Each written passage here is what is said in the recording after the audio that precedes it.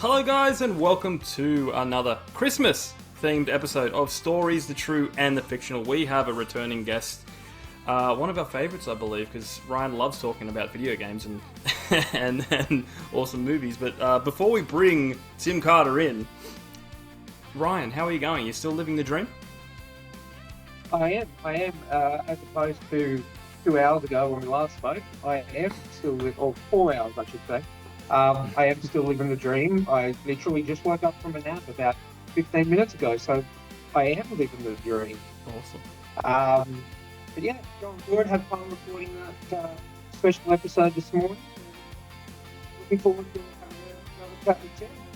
Yeah, excellent. Yes, we did record our end of year awards. It's the new thing we're going to do every year. The castles, where we give an award for the best read that Ryan has had and the best cover that we've seen from our Wort series. So that's exciting. And so now we're now just calling it the castle. The Kersals. Oh, the Kersals. Sorry. It's You've now given full credit to Rebecca Castle. There you go. No, the Kersals. Yeah. No, I'm sorry, Martin Kearns. I'm sorry. But yes, great awards. It's going to be great. I've got to sit on who the winners are for a couple of weeks because it's coming out the very last day of the month. But yeah, check out our sponsors, Rebecca Castles and Martin Kearns. They got some great stuff out. Buy Ryan's shirt. He loves plugging his shirt. Yeah. Actually. Oh, have you got it? He's going to hold it up. I hope it is. Yes, it is. Upside down. Living the dream. Oh, it's a bit blurry.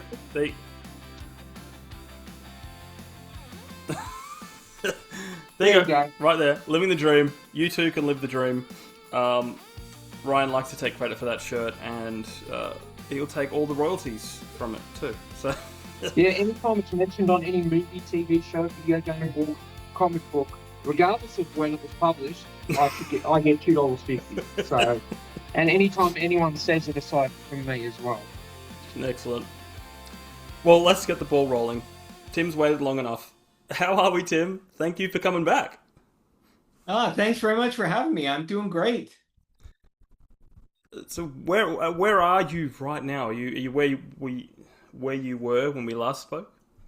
You know, I sort of split my time, so I would have to go back and look at what the background was to tell you if I am exactly in the same place or not.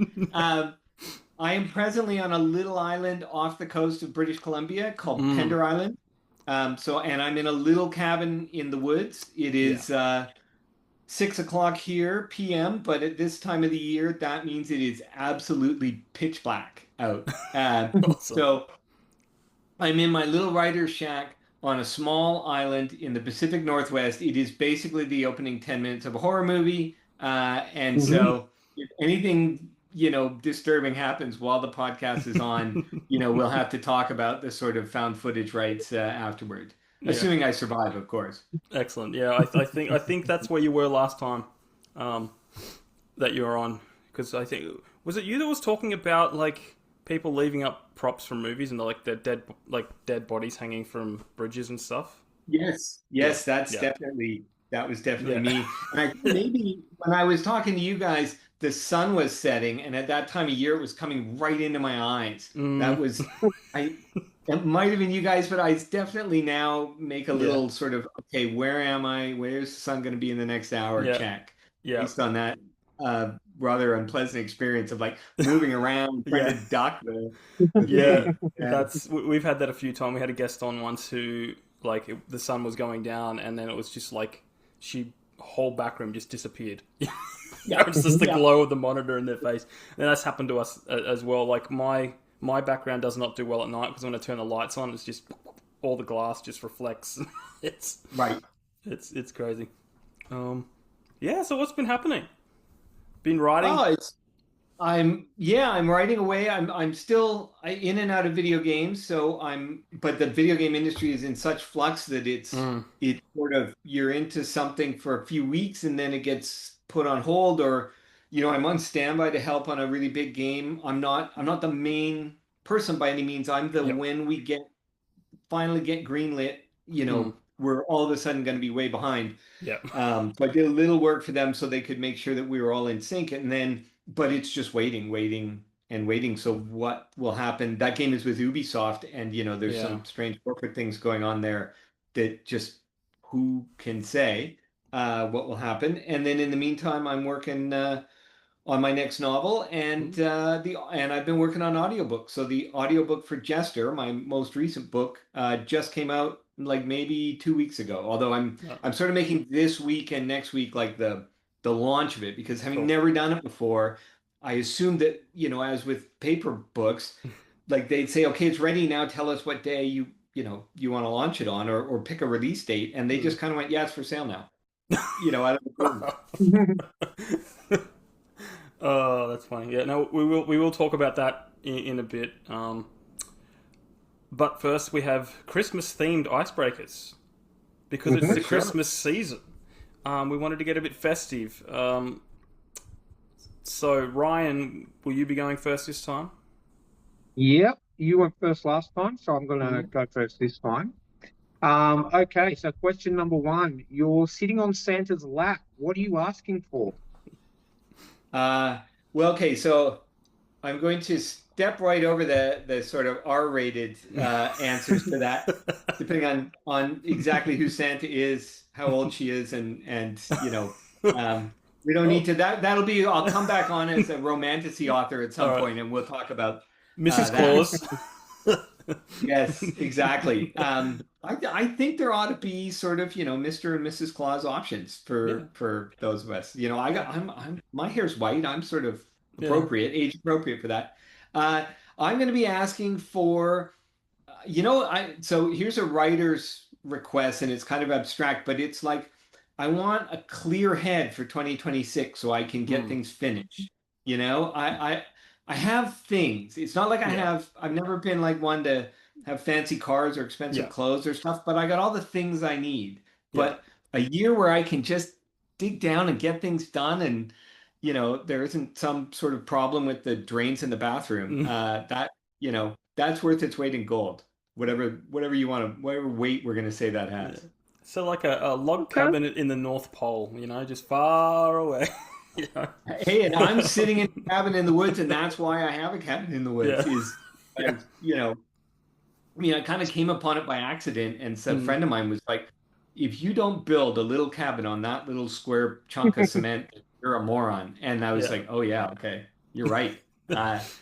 So it happened accidentally, but now it's the best thing in the world is to get away and just, all the paperwork of everything else is somewhere else. Yeah, that's it. Awesome. I like it. All right, so you're in charge of Christmas dinner. What are you putting on the menu? I am not. So my Christmas dinner is, my wife is ethnically Chinese, but her family grew up in India. So we have a massive, so you have two cultures that have very large extended families and very strong culinary traditions. So there's maybe 50, 60 people including sort of all the fraternal uncles and aunties, all of whom bring the food. And so, it's not unusual to have a fried rice followed by a curry, followed by a turkey. But I'm going to go old school English, in part just because, the thing you have is the thing you want to push away from. I love a big roast beef. So I'm going to go with, and when COVID locked us down and we were isolated from that clan, and neither of us were going to try our hand at a homemade curry. We went with roast beef, and it was amazing. So I'll revert back to that. Awesome. It's funny, like the last two. I'm just trying to see how many people we've done, because we had this is the fourth Christmas episode. So the first one was British, so it was British food. It's like the roast and everything. The second one was British, and that was all the roast. The last one was brisket. and now you're back to the British food. So I'm back to British, but in my case, it's like I'm going for something that's exotic and unusual in my world. Yeah, that's it. Awesome. I like it. All right, Jamie, do you want to bring up the picture for the next one? Oh, you may recognize this, Tim. Yes. So this is the famous U.S. monument, Mount Rushmore, but someone's gone along and graffitied it with some Santa hats and reindeer ears. So, given that depicts at the time, the four most famous presidents, what is on your Mount Rushmore of Christmas movies? Okay, let's see. I'm gonna go. I mean, Love Actually for sure, and I am, even though, like I am a guy of a certain age, like there's a sappy side there, and Love Yeah. Actually just pushes every one of those buttons. Um, I'm gonna say Scrooged because A, I like the Scrooge story, but I love Bill Murray, but I think if you're gonna do that now, you have to poke fun at it. It's way Yeah. too it's past the time you can actually just do a straight Yeah. Scrooge. Um, although I did write a short story in version of that we can talk about at some point if you want. It's the only Christmas story I've ever written. And then I'm gonna say for third, Die Hard, just because, why not be a little Yeah. controversial? And also a fantastic movie. And then my fourth one is not exactly a Christmas movie, but it is in my life, which is The Princess Bride, which used to be the movie we watched on Christmas Day. When I had like elderly parents, but they still wanted to watch something that wasn't just completely lame, we would always watch The Princess Bride. And you can watch that one every year, and it's still, like you just sort of, every line, but it's awesome. Yeah. So I feel like even though there's not a Christmas element in it, as far as I can recall, the vibe is a Christmas movie. Yeah. Oh, 100%. Yeah. You know what? I'm very disappointed. Not your Christmas movies are very good picks, and I can. Die Hard has been in every single one of Christmas I'm episodes. sure. It's fantastic, and that's a given for me and my wife. We always watch Die Hard every Christmas time. But my favorite Christmas time movie of all time. We've done 4 episodes, and I thought someone else would have mentioned it by now. And it's sort of National Lampoon's Christmas Vacation. No one has mentioned that except for me. Yeah. And I'm disappointed because I always remember, even growing up when I was little, it used to be on one of our channels every year, Christmas Eve or the day before Christmas Eve. We used to watch it as a family. And then I now watch it every year with my wife, and no one else seems to do that for that movie. I thought it was a lot more popular than that. Well, Ryan, next episode we have 10 people on all at once, so there's a 1 in 10 chance you'll. So I probably still won't. Yeah, no. Albeit like a few episodes ago, Hugh Langridge, he didn't say Die Hard, he said Die Hard 2. So, Die Hard 2. Okay. But it was still Die Hard. Yeah, that's fair enough. Although honestly, I like Die Hard too, but it's not up to the standard of the original in my opinion. I do like Rennie Harlan, but it just wasn't at the same level. Yeah. Excellent. All right. Final Christmas themed icebreaker question. We want to get a little sentimental because it's Christmas. So it's the ghost of Christmas past pays you a visit and offers to take you back to relive any part of your life. When or where are you going? Now, is this relive to do better or just relive to go through the experience? Experience. Right. Yeah. I'm going to go fully sentimental, but I think this is legit. I got married on Christmas Eve, and it was a very small ceremony because neither of us wanted a big frou-for-all. And we had talked about it for a while. We'd been together at that point, maybe 5 years, something like that. And we just decided, we don't, like, we've seen so many people where they were exhausted and didn't really enjoy their own wedding because of all the other crap they were putting, they were having to be responsible for. Yeah. So we had a plan that we would do something small. We would do it on Christmas Eve so that then that day would be our day. And also, I would never forget the anniversary. And, and it came off exactly as we wanted it to come off. Like, it was really romantic. It was really low key, but it was really just it was mainly the two of us. We had a photographer and did a whole bunch of pictures. We had like a little cluster of friends that came for the ceremony, and we had a little meal like immediately afterward, but it was really just the two of us being the two of us, and it was awesome. So if I was to go back, A, it's Christmas, and B, that's like a really, like, not only a happy memory, but one where it was like we had in our mind, like, oh, we kind of want this experience. And it's kind of unusual to like plan for it and get exactly the thing you planned for and have it be as good as you thought it would be. Like, almost every other experience in life is either less than or surprisingly more than, or, I didn't realize that thing was going to be so awesome and then it was. That was one that really hit the bullseye. So, and it was on Christmas Eve. Yeah. So what you're telling us is you created a Hallmark movie. Basically. Basically. Yeah.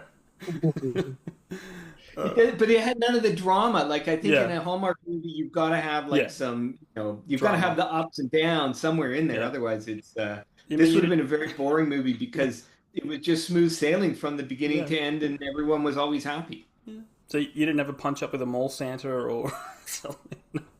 No. And then we went on a little honeymoon up to the west coast of Vancouver Island, which is a very beautiful but very remote spot. But there's some very posh hotels up there, so you get to be, remote but very cozy, and that was fantastic too. So, you would have to go a few weeks after to have anything that was worthy of any kind of drama at all. So now I'm running through ideas in my head because I think it could be a really good movie because you could create moments where you think there's going to be tension and then it doesn't happen. So it's just like you drop a plate and you're like, no, oh, it's okay, I'll get that.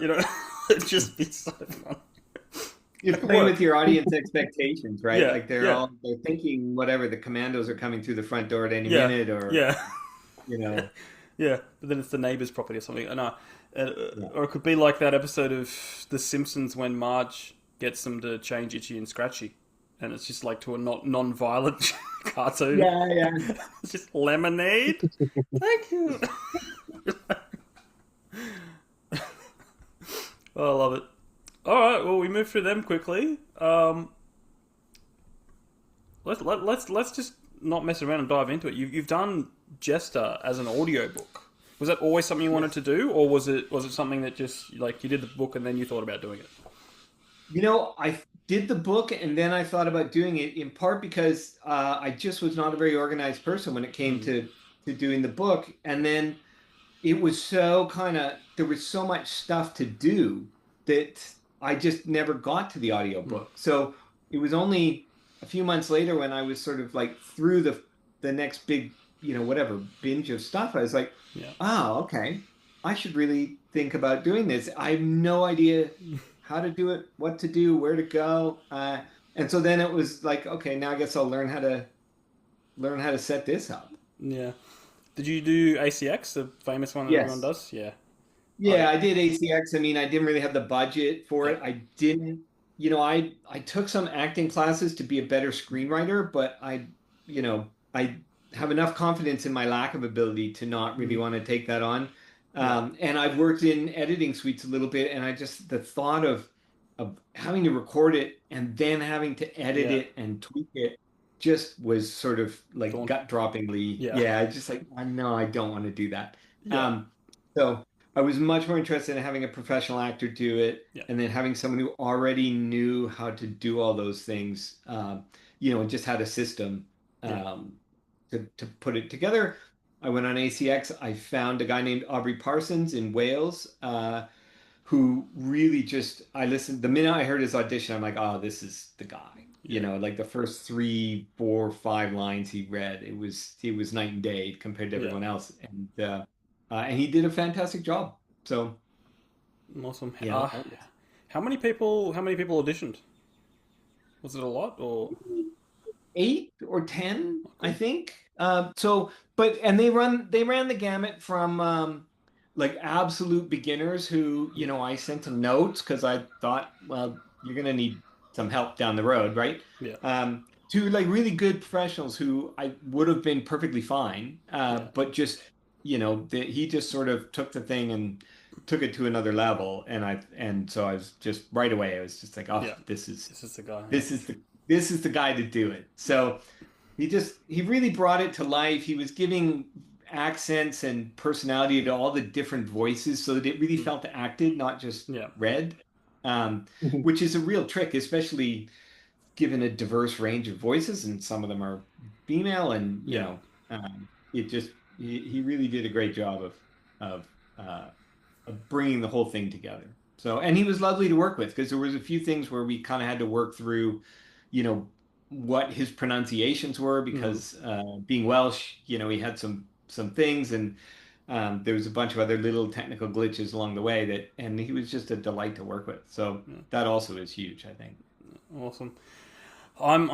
I want to do audiobooks for mine, but I don't have ACX. We can't have it here. Like it's just like Oh, really? it's annoying, and it's like That's our alternative is like give us money, and it's just that's like what's the logic for that? Because I'm in Canada and Aubrey's in Wales. So what, like, yeah, we're not on Amazon.com. Like, no, I don't, I mean, no, the crazy thing is I have these codes to give away and they're only UK codes or .com codes, yeah, and neither me nor the narrator are, I mean, you can fudge it, right?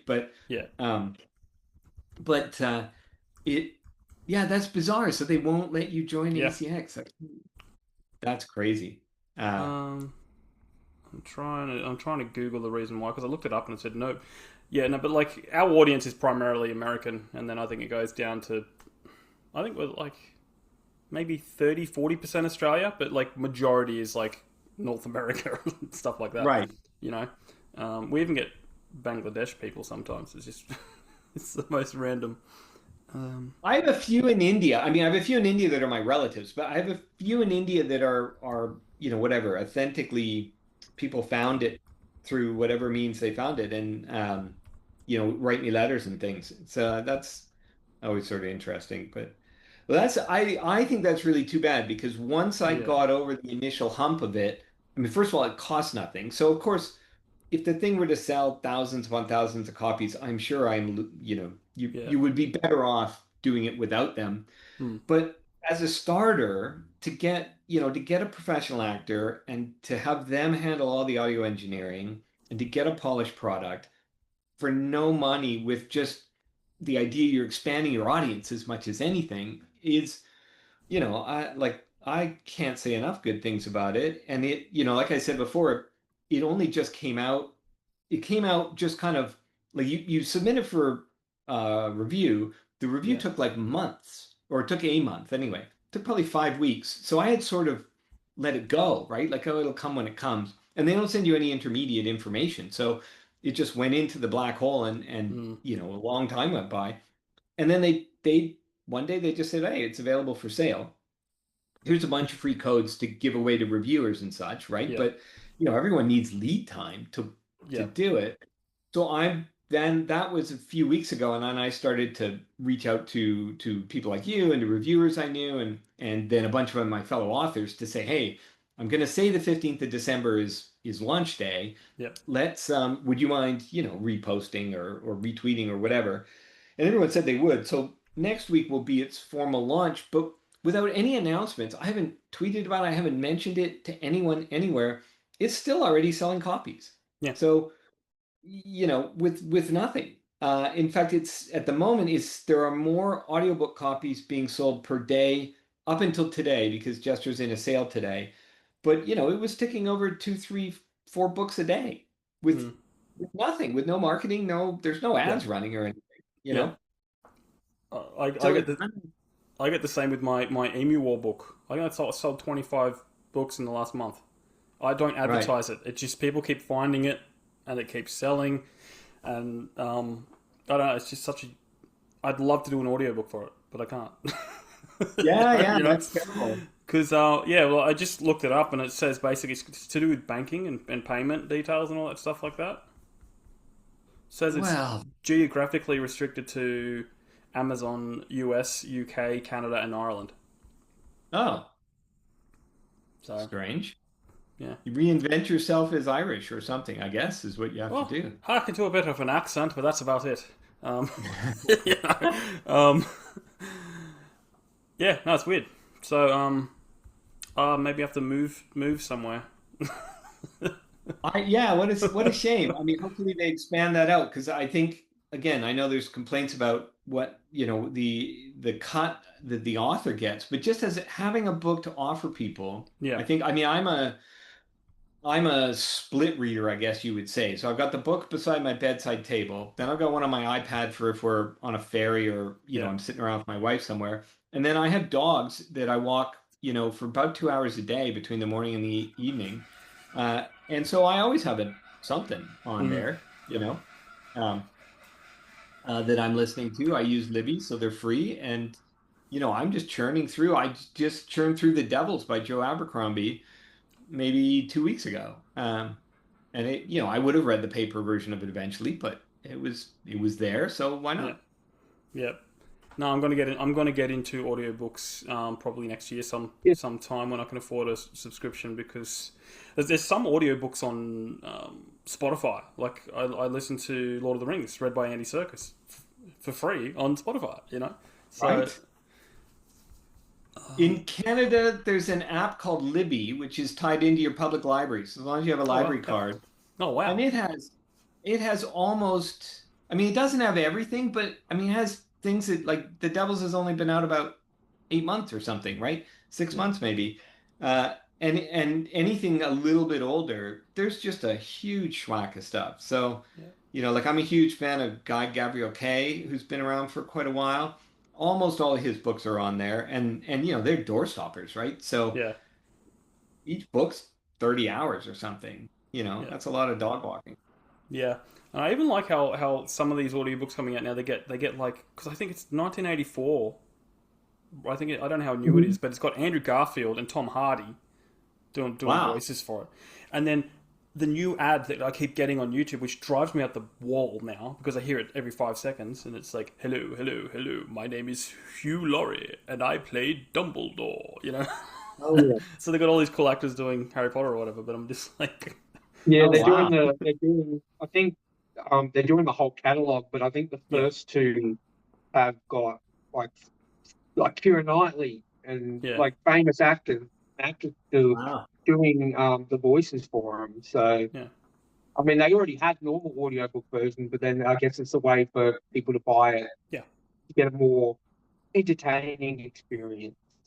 yeah, Yeah, I would consider buying those. I mean, depending. Like I said, I get most of my audiobooks for free from the library, but yeah, like a classic that I loved, acted by people I thought were awesome, yeah, like that's a thing, right? Like, that's a form of entertainment yeah, that's not quite the same as just a qualified narrator reading it. So, yeah, um, I think, and I can tell you that it's easier. I'm sure those people are being paid the moon on some level, yeah, but easy to recruit actors for that kind of gig. I used to do that for video games because, you're getting almost the same day rate that you do on a movie, but instead of 14 hours in the pouring rain, like Mm. waiting for your call, the most you can do is 2 hours in a day, and someone brings you a cappuccino, and it's nice and warm, and like mm, you're kind of done by 10 a.m. yeah, So it's a good gig for them, which makes it easy to pull in really good people. yeah.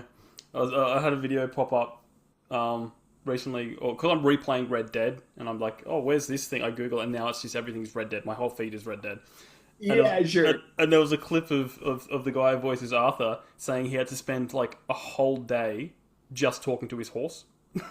Like, because it's like, hey girl, and it depends if it's a girl, depends if it's a boy, depends if it's Yeah. what breed it is, and everything. And he said that he got a call back, and he's like, yeah, we have to redo all of that. And he goes because it doesn't sound like you're talking to a horse. He's like, easy girl. It's just, and he's like, wow, that sounds creepy. Yeah, but but yeah, that's insane. So who would be your dream narrator for Jester? Like, if you could get anyone to read Jester. Oh, that's a good question. Um, I'm trying to think of who the right, because he's sort of an underdog character Mm. who feels put upon, but at the same time, you don't want him to be whiny. So, he's like resilient in the face of having a crap life, right? Yeah. And so I'm trying to think of who, like, it's almost like a really young Steve Buscemi or someone Oh, like right, that yeah. would Okay. be the right kind of vibe. Or I'm trying to think. You get to be in your 50s and sometimes the names leave your head. Yeah. What is the name of that actor? I actually had him cast in a movie and then the movie didn't go. Um, he was the younger son in the Austin Powers movies. Oh, Oh, jeez. Seth Green. Seth Green. Seth Green. Seth Green. Yes. Yeah. Seth Green, I think would be brilliant. He's cool. I did not like him as a Ninja Turtle though. there's a Oh, I didn't see those. So well, there's a 2012 series, right? Which was okay. Like, I think it was a turning point when Turtles started going downhill for me, at least in some aspects. It's been like I loved the Ninja Turtles and Batman animated cartoon they did. That was just yeah. But this series, like they let Jason Biggs go. So Jason Biggs voiced Leonardo for 3 seasons, and then Seth Green took over, and those voices are completely different. And sure. it's just like at When least I think it's never good to switch midstream because now hmm, and yeah, unless the person was completely incompetent or something, you've got yeah, that person in your head, right? yeah, yeah. So it's an impossible hill to climb for whoever's coming in after. I mean, they just, you know, Yeah, that's especially never if they sound so different. Um, Yeah. like what was it? There's like a Tim Allen show called Last Man Standing, and they recast like so many times, but then they started making jokes about. It's like you look different, and it's that yeah. it works. It works in a sitcom because you're making fun of the fact that you look Right. different. But not like the Superman and Lois series, which is a phenomenal series. They recast one of the Mhm. sons, and when they recast him, the second choice was better than the first two.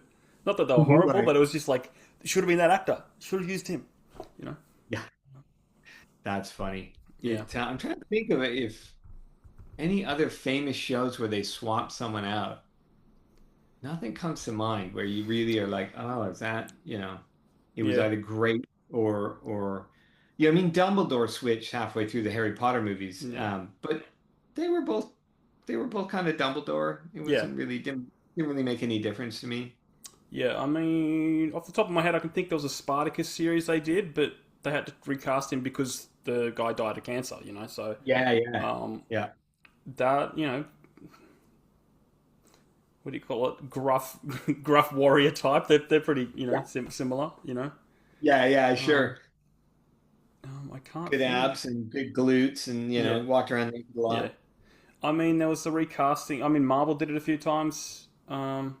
I think Iron Man, Rhodey, they Right. recast to Don Cheadle.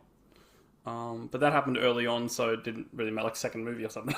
you know. Yeah, yeah, sure. Yeah. Batman, the Christian Bale Batmans. They recast the Yeah. girl. Katie Holmes played Rachel Dawes in the first one, and Yeah, Maggie Gyllenhaal played yeah, Rachel Dawes in the second one. yeah. But I think you find whenever they do it in a movie or recast in a movie or they recast in a series, they always call that new actress like, "Oh, hello," and they say their name as if everyone needs to Yeah, know who yeah, this yeah, is. Yeah. sure. Yeah. Um, yeah. No, they So do. yeah. So what are you working on video game wise? Are you allowed to talk about anything, or is it all secret projects? It's mostly secret projects only because the game companies don't want to announce. Like Yeah. the Video Game Awards were, I think, yesterday, on the day we're Mhm. recording this, and they had their big surprise announcements of a couple of big games. So they don't want someone like me preempting that, Mm, yeah. obviously. Not that I'm working on anything that got announced yesterday, but Yeah. so it's not because my work on them is particularly secret. It's because Yeah. they really like to control that. Yeah. I think the most interesting thing I'm working on is actually not one where I'm writing it, but I'm helping this company out of the US. Um, they do a lot of narrative things, but they haven't done games, and so I'm helping them build, like Mm, expand their work into gaming. And they're old friends of mine from way back when I was in yeah. university, and they're a really interesting company. And so it's,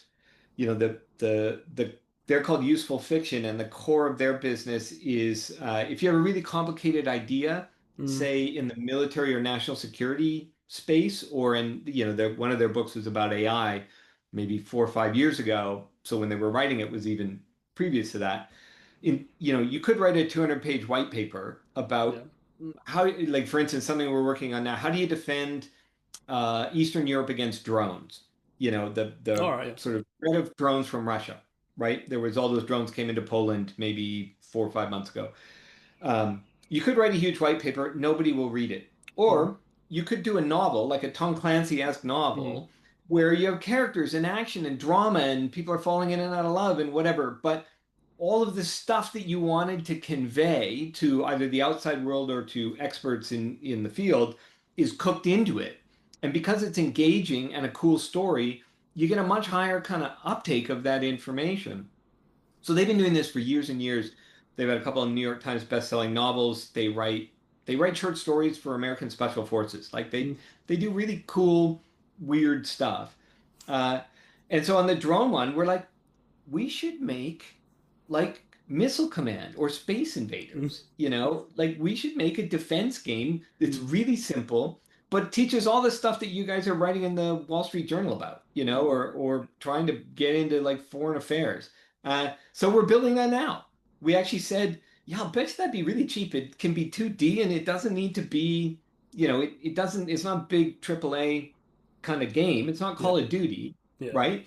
But there's certain ideas that they're grappling with in that field, particularly if you're the Poles or the Estonians or anyone on that border, you're worried about how you manage that and how you do it cost effectively. So, like, I'd sent them a prototype of the thing last week.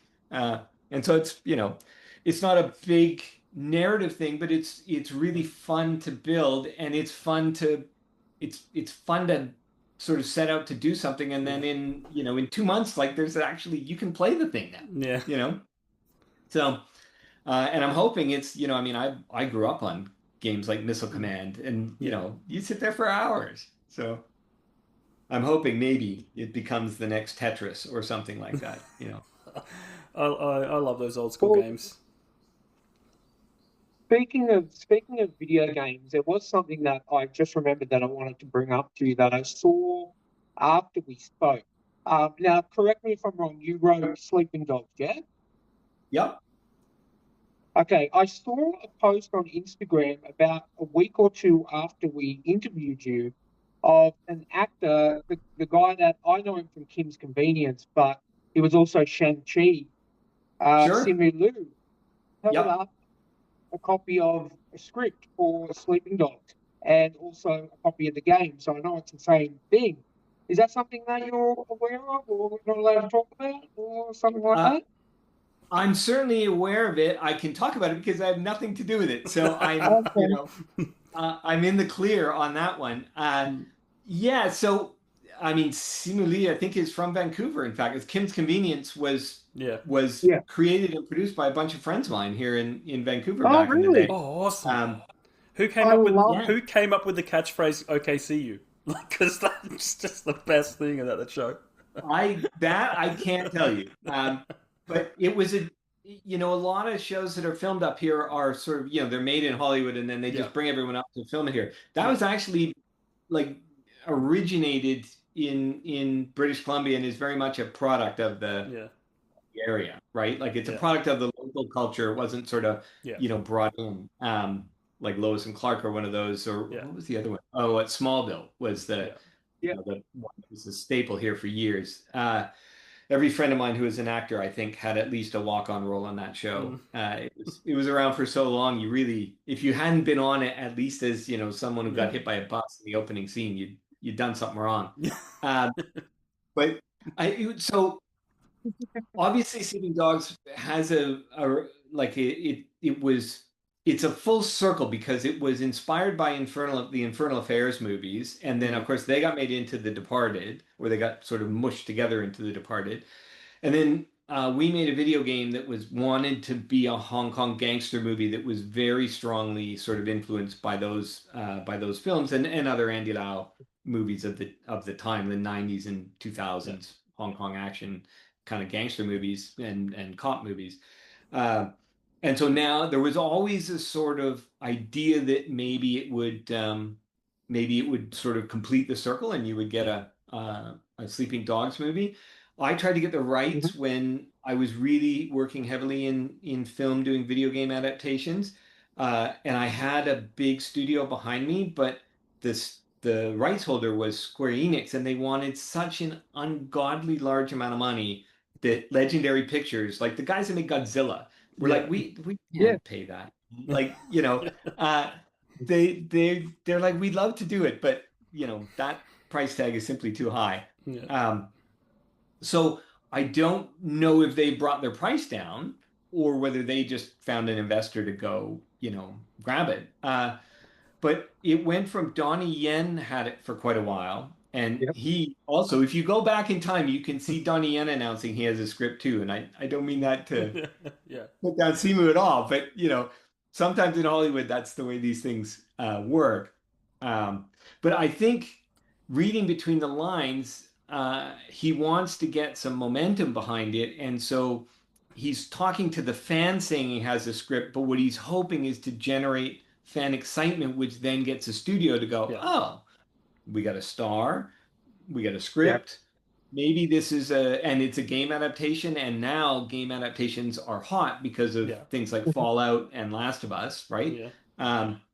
Maybe we should, do it. And honestly, to my mind, it would be better as a 10-part TV series than as a movie, Yeah. in my opinion. But if you've seen, there's a Korean show called My Name, which I thought was fantastic. That was kind of the Koreans doing Infernal Affairs. Yeah. But and even though in the first episode you watch it and you're like, oh, this is a Korean drama team doing Infernal Affairs, it was still awesome. Yeah.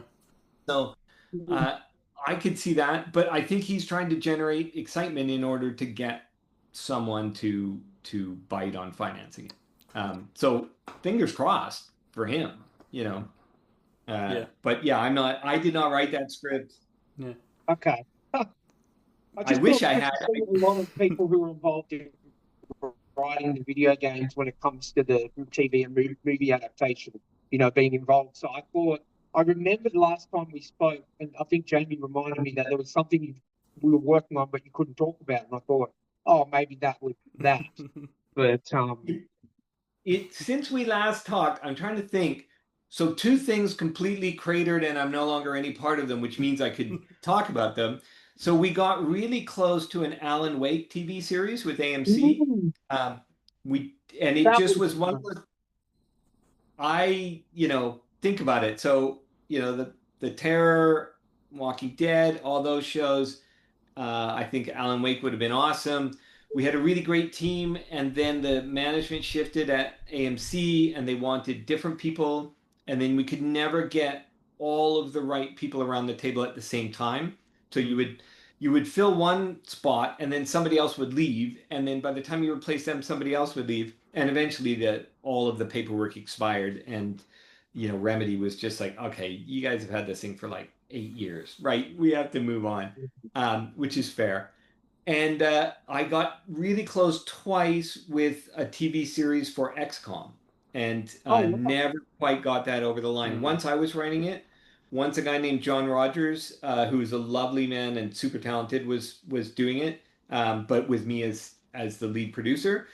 And again, we were oh so close and just couldn't get it. And maybe one day, because man, I love that game, but I also think both of those lend themselves to TV series, in my opinion. Yeah. XCOM in particular, long. I could just see it as a Battlestar type thing where you got the politics, you got the action, you got the emotional stress.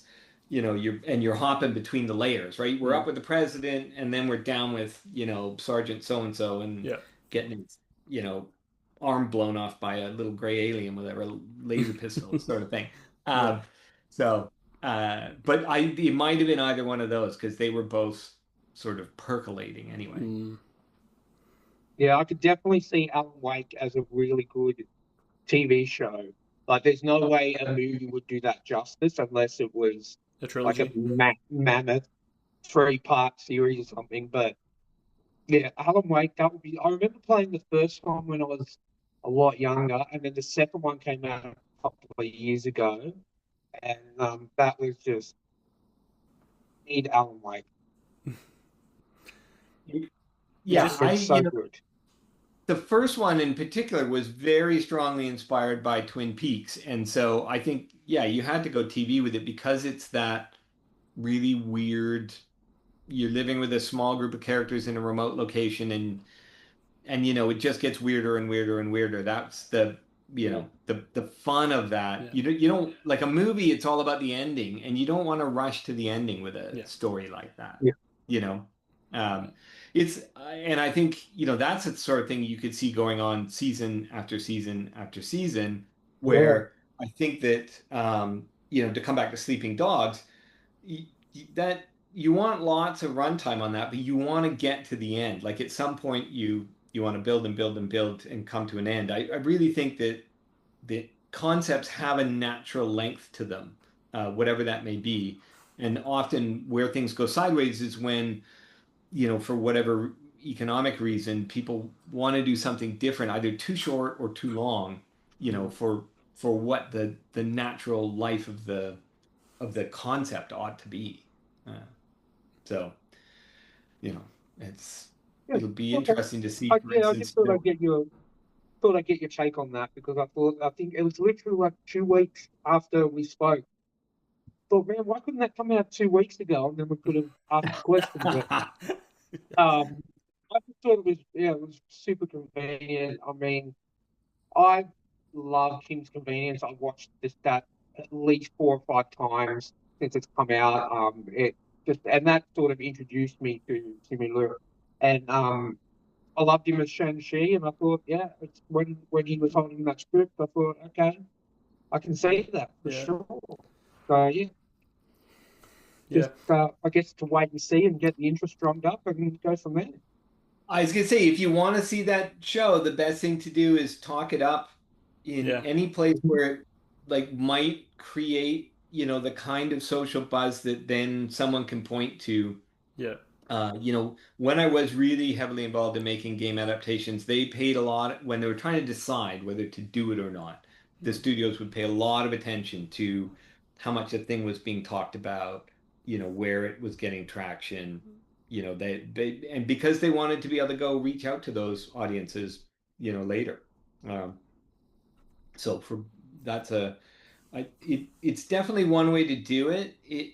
I mean, there's so many weird things that go into what gets greenlit and what doesn't, especially these days when, the movie industry is also in a period of contraction. And so far fewer things are getting done. And even though, honestly, I mean, it's a bit of a rabbit hole to go down, but in my opinion, the things that have done really well in the last couple of years are the out of the box weirdo Mhm. stuff, Yeah, right? It's not the safe bets. The yeah, safe bets almost always fail, yeah, but it's very hard for people who are worried about being fired tomorrow to learn that lesson and then act on it, right? It's much yeah, easier to tell your boss we're making Harry Potter because you're never going to get fired for making Harry Potter, yeah, right?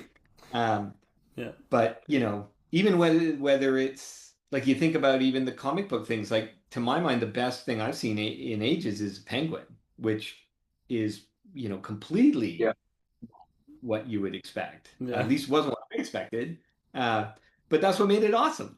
I mean, my favorite movie last year was probably Sinners, which again, yeah, okay, oh, that was amazing. this, I remember watching that. I think that was one of the first movies I watched this year when I got out of hospital when it came out, and I mean, just the you can tell how far technology's come as well because I legitimately forgot Michael B. Jordan didn't have a twin brother because yeah, the yeah. way that they looked on screen, it was just that was such a good movie.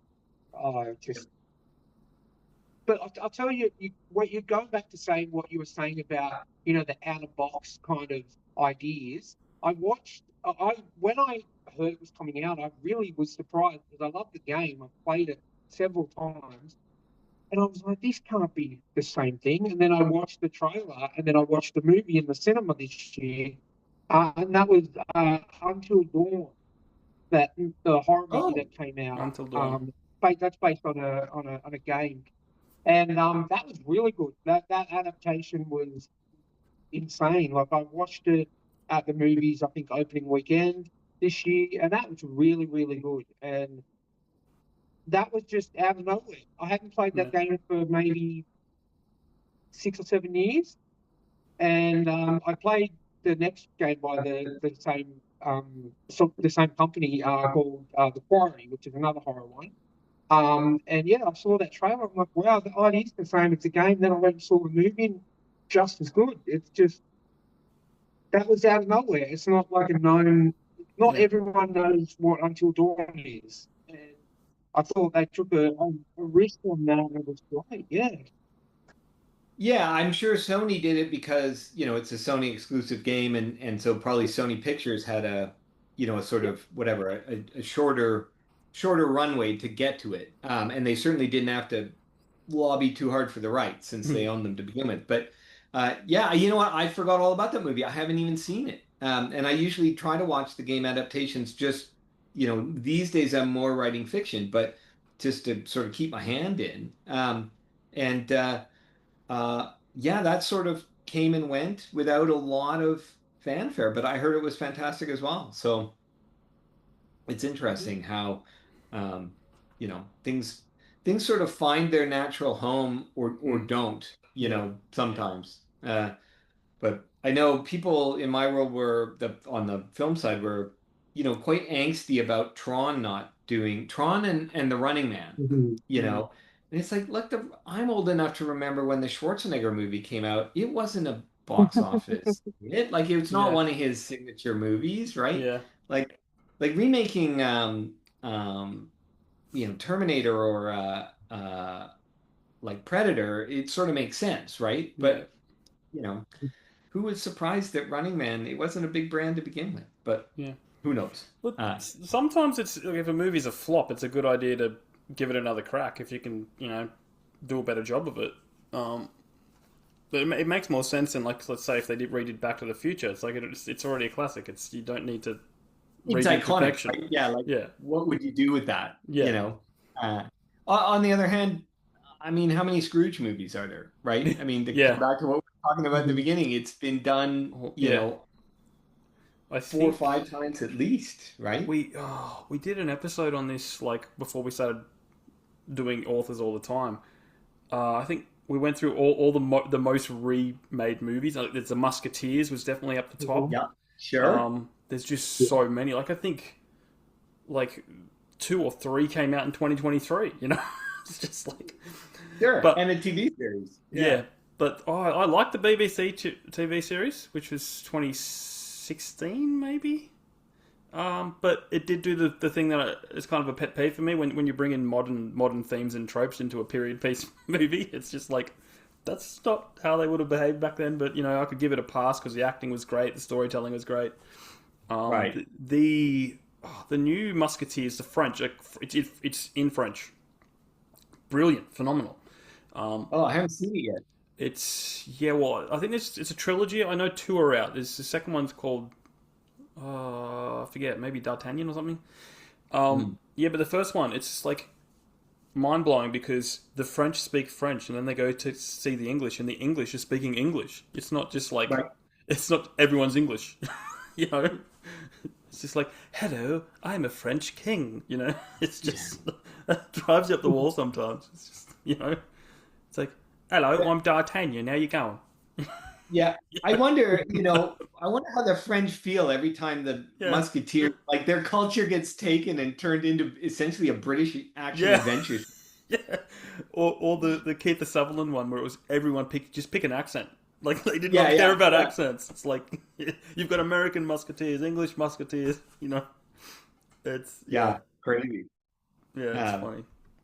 some things I guess some things are just eminently remakeable. Yeah, And then some things, like I think you're right, they'll never remake. Well, who knows? You shouldn't say that. You're tempting fate. But I don't think they'll remake Back to the Future because it's so iconic, and it just yeah. Well, the people that own the rights, they're like we're still the ones that made it. Zemeckis, I think, and they're going like over my dead body. Like they're literally going over Yeah. my dead. But then they said recently, oh well, there's one exception. There's only one exception, and that's to turn the musical into a movie. Ah, okay. Yeah, and I'm like, So there's okay, yeah, there's a musical. It's in Australia at the moment. oh, Apparently it's like visually incredible. Like, I mean, how are you making that car fly? How are you like? It's apparently it's really really good. Um, and I'm okay with that. I'd love to see because you know they did Les Miserables, the Hugh Jackman one, which I love. sure. 'Cause I'm a Hugh Jackman tragic. Just um, how they turned that into a movie. That was really cool. I'd like to see them do that with Hamilton. That'd be really Hmm. cool. Yeah. Yes, I would love to see that. And take it, like so I saw the movie of the stage play or Hmm. the musical. Yeah. I think it's on Netflix, which is great. And then I saw it live in Vancouver and they mucked up the audio. And if I hadn't watched the show of it, I wouldn't have understand half of what they were Yeah. saying. But I think if you did it a bit more the way they did Les Mis, where you're more dramatizing it and Yeah. stretching it out a Yeah. little bit, that would be awesome for Hamilton. Because I mean, what a great, Yeah. That. Yeah. great story and great musical, good songs. Yeah. Sometimes I'll just go in and watch King George's. You'll be back. I just How fast good forward to is it? that, watch him, and then I'm out. Yeah. That's so funny. I do remember Hamilton going to London and then was it Harry or the one of the princes walked out and was just like started singing it. You'll be back. Yeah. So having someone from the monarchy actually singing it, that was fantastic. But That's amazing. yeah, I am a musical tragic. I just love musicals. That's why one of my favorite shows of all time is Gallivant, which is just like a musical TV series. Oh, okay. I don't know that It's one. it's on Disney Plus. Okay. Um, it's really like my nephew's collecting DVDs at the moment, and so he sends me a message every now and again. Oh, have you got this one? Have you got that one? He sends me a message out of the blue. Have you got Gallivant on DVD? Which is super rare. And I go, why? Yes, I do. You know, and he sends me a link, and someone's selling it. Like, there's only one copy for sale on the entire internet for like 600 Australian dollars Oh God. because it's that rare. You know, Right. I'm going like, wow, better not sell sell that. But Yeah. it's fantastic. It's a sitcom format, but there's probably 3 songs per episode. It's medieval themed, and all the music's done by Alan Menken. Okay. Nice. So, and it's just they break the fourth wall, and I could rant about it all day, but you Right. know. Sure. um, cool. So, just curiously, back on video games, but how do how do the studios go about like making a game? Like, do people send in scripts all the time, or like do they go hunting for them?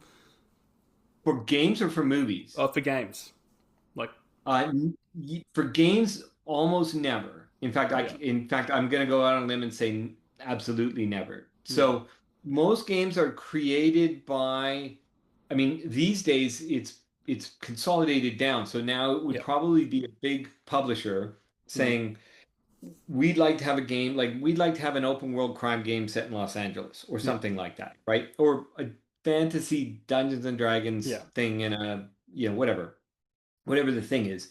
Uh, and then they will then go to a developer or a studio, probably one oh that yeah, they sort of either have a very tight relationship with or they basically own them. It's, whatever the corporate structure is, mm, and then start to set it up that way. Occasionally, they will start one from scratch. So, for instance, the Chinese publisher Tencent, which is a huge player in the market, has something going in LA now that's only like 12 people.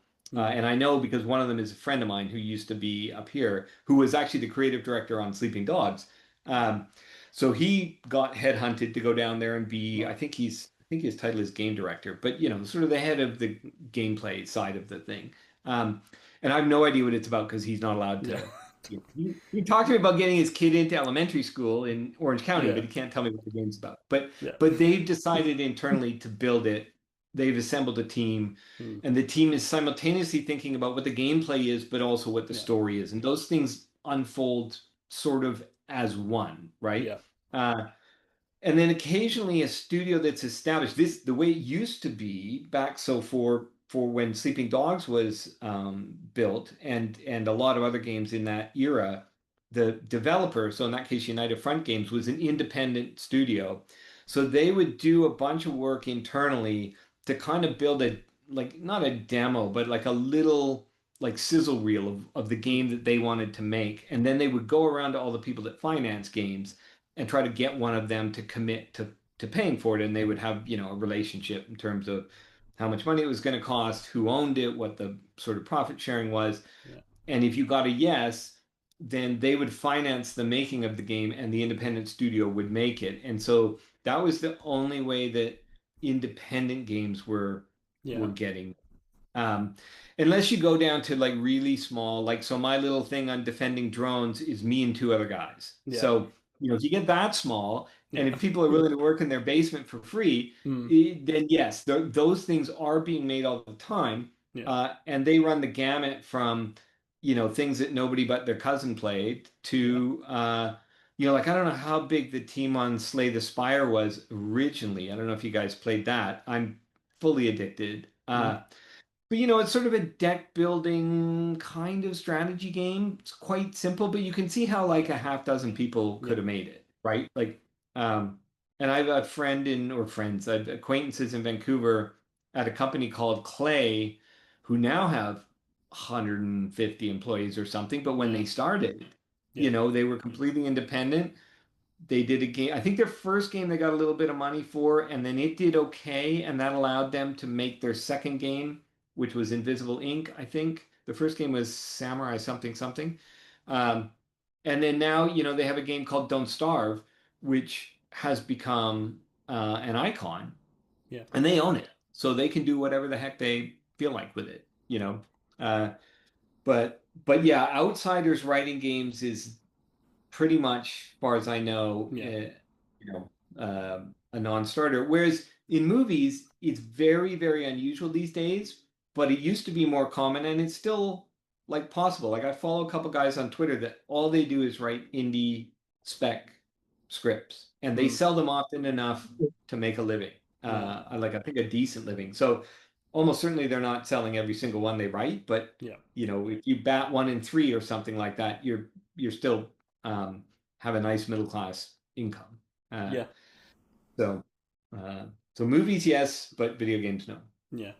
And then someone can always like if you write a few, someone could always go, "Oh, what else you got?" And then they can Well, come and back that's to the yeah, that is so the most common. I don't know about today because I did this in 2004, so it's Hmm. it's pretty old information. But like what you would do if you were breaking in is you needed to get representation somehow, and I got mine by utter fluke. But I think that's almost Hmm. everyone gets theirs by utter Yeah. fluke, right? Unless you came up as someone's assistant or Yeah.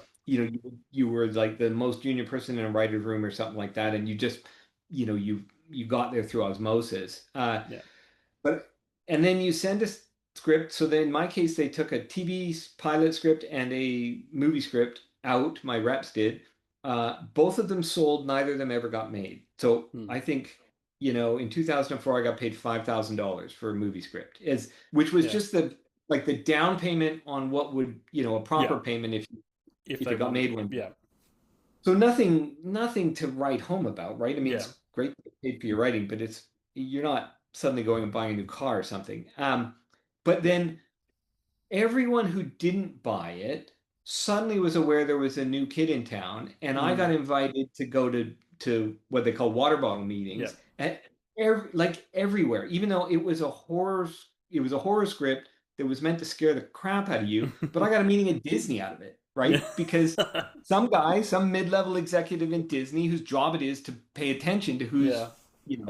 who's come into town or who's doing stuff now, Yeah. you know, call me into his office and like, who are you? Yeah. What do you like? What are you interested Yeah. in? What are your favorite books? Because if there's some overlap, Yeah. right? Like, and just because you wrote a horror script, I don't know, maybe you go in there and you talk about Wheel of Time for Yeah. 45 minutes and it turns out they just bought the rights and they're looking for a Yeah. Wheel of Time tonight. Like you just never know. Uh, Yeah.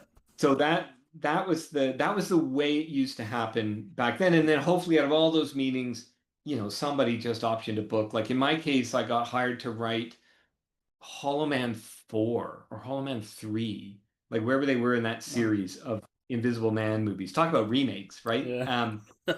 So that was with a subunit of Sony that was making a sequel to the Christian Slater knockoff of the Kevin Bacon, Yeah. remake. And that was my first kind of commissioned like gig, you know.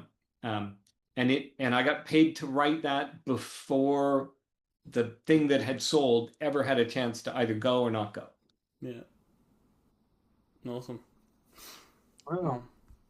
Could talk for hours, but we want to play our new game story pitch. Have you seen this floating around? I have not, so I'm eager to hear. Oh, I love it. This is the Christmas edition, though. I'll bring it up so you can see what you're in for. Okay, so the game is called Story Pitch. We have 4 categories: a setting, a genre, a main character's profession, and a Christmas edition. When it's not Christmas season, it's a crazy edition. It's something that'll kind of throw a spanner in the works. But then you got to pitch us a story, essentially. All right. So you basically got to give us a number between 1 and 12 for each category. And me and Ryan will check the graph that we have, which will correlate to what these things are. And then from those parameters, you will tell us, let's just call it, you're pitching us a movie or you're pitching us a book, essentially. Okay, well, let's see what comes out, and I'll try to decide whether I can come up with it. Let's hope I can come up with something. Period. But yeah. All right. What are your numbers? 1 to 12. Okay, so let's go. Setting will go 9. Mm-hmm. Genre will go 4. Yep. Profession, let's go 12. Let's go crazy. And then the Christmas edition, let's go 2. 2. Okay. Okay, so let's check the graph. Okay, so your setting is a carnival. All right. A Christmas carnival. Mm-hmm. Already I'm thinking horror movie, but Your genre is a thriller. All right. Okay. A thriller in a Christmas carnival. Yeah. Your main character is a grifter or a con artist.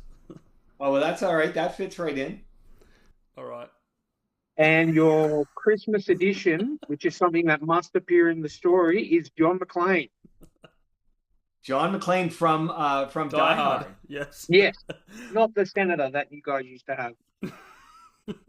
That. All right. Well, I think let's do this then. I think we're going to do it at a huge.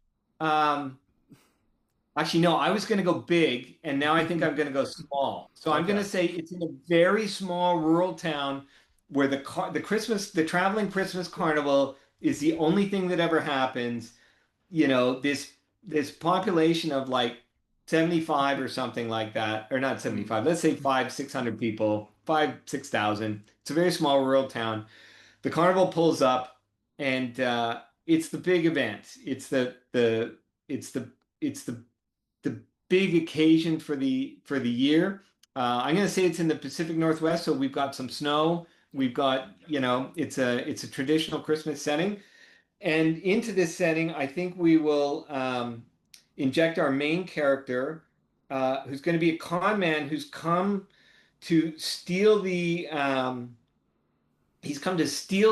inheritance of the town widow. And he's going to do it on Christmas Eve by selling her a kind of Scrooged redemption story that she's going to invest in, and then he's going to run away with all the profits. He's going to be played by John Cusack because I think, why not? He just seems like a good con man to me. And the town sheriff, who hasn't solved a crime in about 15 years beyond a missing cat or something like that, also plays Santa Claus because of course he would. So he's in Santa's chair with every kid in the town lined up. This is, of course, retired John McClane, who has left his New York police thing. He's divorced from his wife, so he's moved north from LA up to wherever we are in Oregon or somewhere like that.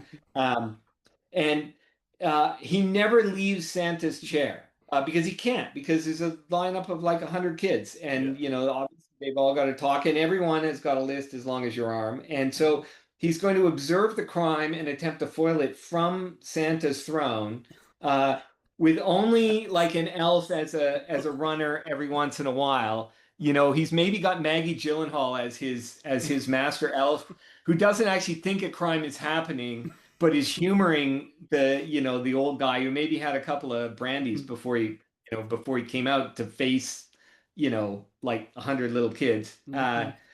And so, Cusack is trying to convince Meryl Streep to give him the deed to the mansion and her entire fortune, which he believes she's the inheritor, the heiress to like like the John Deere fortune or one of these American family things that's like $15 billion.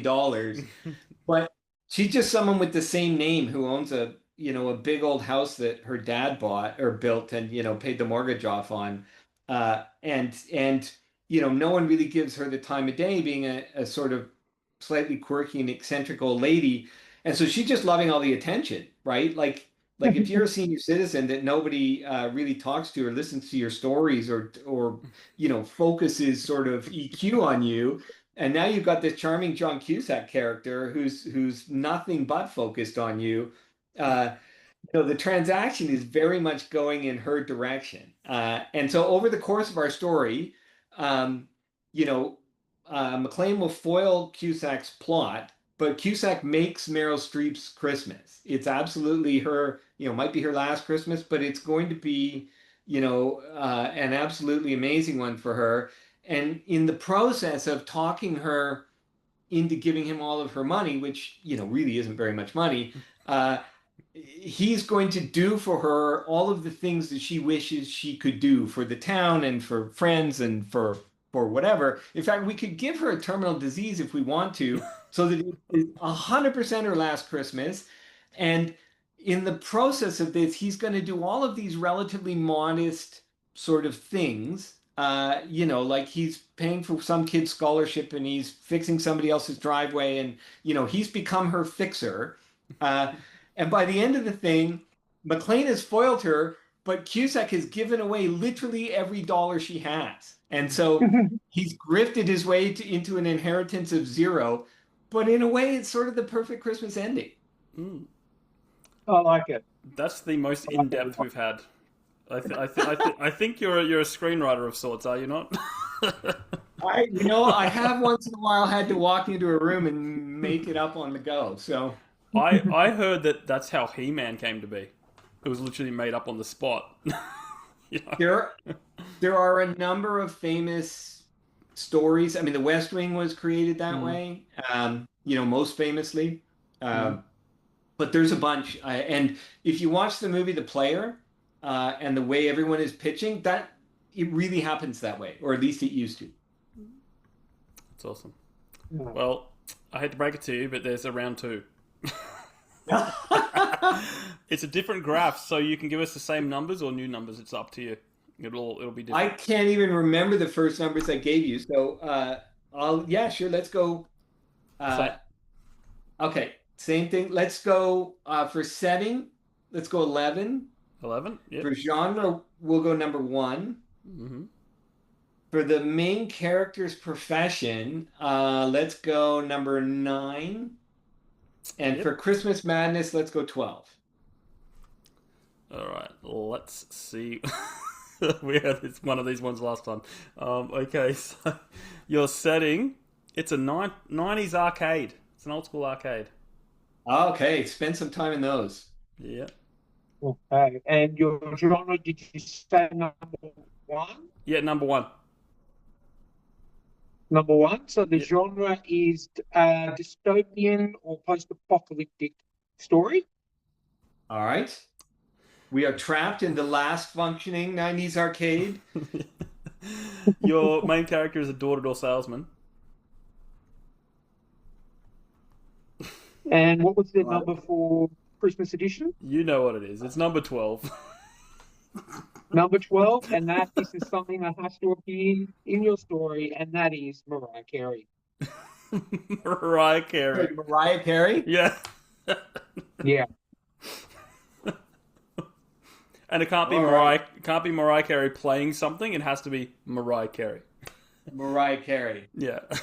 So, a door-to-door salesman and Mariah Carey are trapped in the last functioning 90s arcade. In fact, it's like a museum, like it's a 100% authentic recreation of a middle American 90s arcade that a massive Japanese megacorp has done as a charitable like art project. They've recreated one of these things and put it in a bubble. And then when the zombie apocalypse hits, being in a bubble, it's one of the last sort of safe places to come. And our door-to-door salesman, whose name is Frank, let's call him Frank Ignatowski. Oh, actually, I'm cross-pollinating Taxi and Back to the Future on that. But so Frank Ignatowski is a door-to-door salesman who fled to the thing, as civilization collapsed around him. He's got a terrible dark secret in that he abandoned his family, feeling like he'd never make it home to them. And now he's haunted by the fact that he, took the exit off the highway to this Japanese, Japanese art installation, recreation kind of thing. And most of the other people that got there are celebrities who, spent the last of their money. They were on their way to one of these ridiculous silo things that they turned nuclear weapon silos in the Midwest into, apocalyptic survival kind of, whatever they are, like a little thing that you can go into and ride out the end of the world. But they didn't get there, and so the private plane has come to this bubble, and one of them is Mariah Carey, utterly unequipped to deal with the zombie apocalypse. And Frank, being a door-to-door salesman, he gets to the door, and obviously all these celebrities and their security people have already taken the thing over and decided it's theirs, just because they're those sorts of people, and Frank, being a door-to-door salesman, talks his way in using all of his sort of, schmarmy vacuum salesman skills. But the hook that he uses is he convinces them that he's formerly in special forces and sort of holds the key to their long-term survival. The kind of almost the Gek, if you know the Fallout reference. He's told this big lie to get in, and everyone is waiting for him to reveal his his survival thing. And since he knows nothing except how to sell encyclopedias and vacuums, he's constantly making it up as the world falls apart around them. But in the most unlikely turn of all, it starts a sort of a kind of enemies to lovers romance with Mariah Carey, who's desperately high maintenance, and at the beginning wants him to remove all the green M&Ms, but he sort of, by arguing with her and pushing back against her, begins to win her over until as the world really starts to fall apart, they engage in a torrid, the world is ending love affair where they're sort of, throwing themselves into their last few moments of hope and gratification. But surprisingly, the combination of his talking skills and her sort of inspirational ability propels him to become the leader of this little colony, and by the end they've found a way to turn their 90s arcade into a successful outpost in this otherwise sort of collapsed civilization, now sort of filled with zombies. You were too good at this, man. You're too good. No. I feel like I got to start. There's a lot of people choose the same numbers. Like it's just and there's so many other good things on this list that I'm thinking maybe next time I'm going to shuffle them around because we get Mariah Carey a lot. The terrible thing is I don't remember what numbers I picked, so yeah. No, awesome. Thanks for playing. That was fantastic. Oh, hey, it's a lot of fun. You're testing my skills from 10 years ago. It's like we just want to give people ideas for books.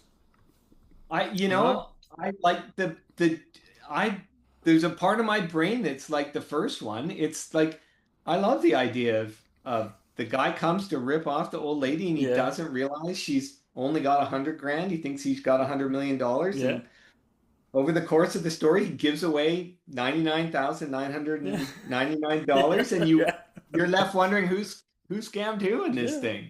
And But everyone's happy. I just like John McClane as a Santa on a couch solving crimes, I, or on the chair Yeah. solving.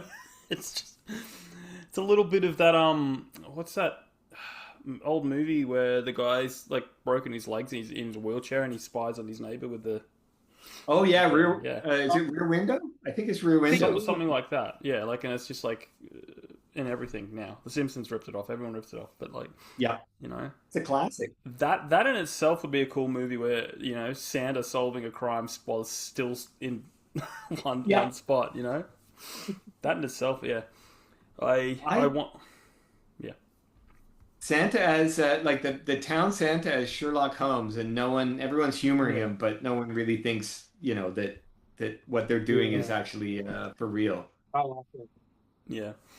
I I think that'd be solid. Cool. Now, did you want to do this audiobook giveaway thing? I would love to. Yeah. Um, As you probably know, but like ACX gives the author yeah, a bunch of codes for the UK and a bunch for Amazon.com. It's being a Canadian, I yeah, know how to crib Amazon.com, from another country. So it's really only one additional yeah. technological step if the winner is not in Canada or the UK, or US and the UK. So Yeah. it will it it'll work anywhere. And I mean, honestly, I just didn't have 100 viewers to give it to, so I'm looking for good homes for them where Yeah. someone will read it and appreciate it, and hopefully maybe post a review and what have Yeah. you. So I'd Cool. love to. All right. How do we want to do this? Do we want to give people a buzzword and they got to email it? The first person to email Mariah Carey to or whatever. you know. Yeah, You know. why not? Okay. Now let's do it. For those I that are think so. listening, for those that are watching, the first one to send us a picture of Mariah Carey to to stories to thetrueandthefictional at gmail.com. You will be our winner, and we will get we'll pass you on the audiobook code for Jester. Yeah, and just please specify you want the UK or the US version. Yep. Either is fine. And I'll reach out to Tim, and we'll get that to you. Awesome, done. Consider it done. That would be great. Now, let's give you the floor, Tim, to plug whatever you want. Where can people follow you? Anything you want to tell our listeners and viewers? The floor's yours. Oh, thanks very much. Well, you can follow me I'm on Blue Sky and Twitter/X. As a good Canadian, I'd love to peel myself off X, but a lot of my readers and actually a lot of my fellow authors are on there, so I can't seem to quit it. And I'm at TB Card on both of them. So I'm easy to find. You can find my website at timbcarter.com, and I am trying to be better at updating it. You can also sign up for my newsletter, which is the best way to keep in touch. And the best way to do that is actually, what is the best way to do that from a completely cold start? You should message me at writer@timbcarter.com is the best way to do it, and I will send you a link. Normally, I put up things for people to download with the whatever the prices you're on the email list. And if you do that, I typically publish 2 or 3 short stories a year, and there's also a back catalog. And every once in a while, I'll go, hey, here, if you're new, here are the short stories I've put out in the past that you can have for free. The current one, for people who've read Major Domo, is actually the origin story of Nephris the Necrotic, which is the sort of iconic character from that novel, or that novella. And I'll probably put up the first couple chapters of my work in progress, which is called Familiar, at some point in the next month or two. So there's usually fun stuff to read and see there. And then my books over the holidays are gonna be on sale a couple of times. The Reddit subgroup Our Fantasy has a sale immediately after Christmas, and you can look for both of them. Will be up there. The ebooks for 99¢. And today is the 12th of December. I don't know when this is going out, but the Jester is on today. But I suspect that sale will be over by the time that this is available. This is going to come out on the 19th your time.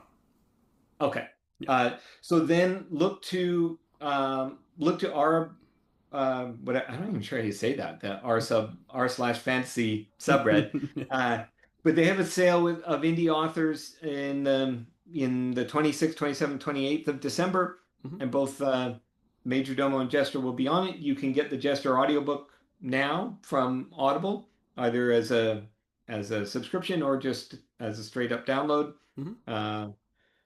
Yeah, I think that's my whole list. And actually, if people are interested, just for Christmas, the one piece of Christmas content I have is a short story I wrote, which is a reimagining of A Christmas Carol. And it's a cop on a stakeout on Christmas Eve, and he starts to get visited by a series of 3 ghosts, starting with his dead partner. And you very quickly realize this is the most grimdark version of A Christmas Carol you can possibly imagine. So I don't want to give away too much more than that, but it's sort of, what if Scrooge stayed Scrooge is sort of the direction it's going.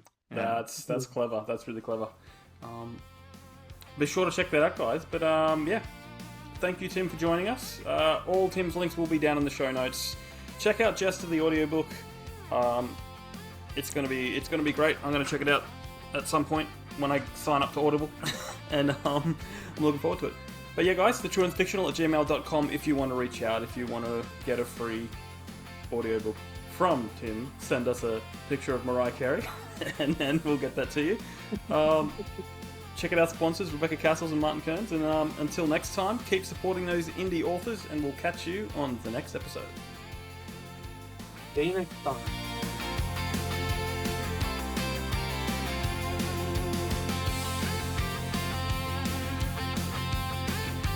Merry Christmas and Happy New Year from Stories Podcast. EMU all round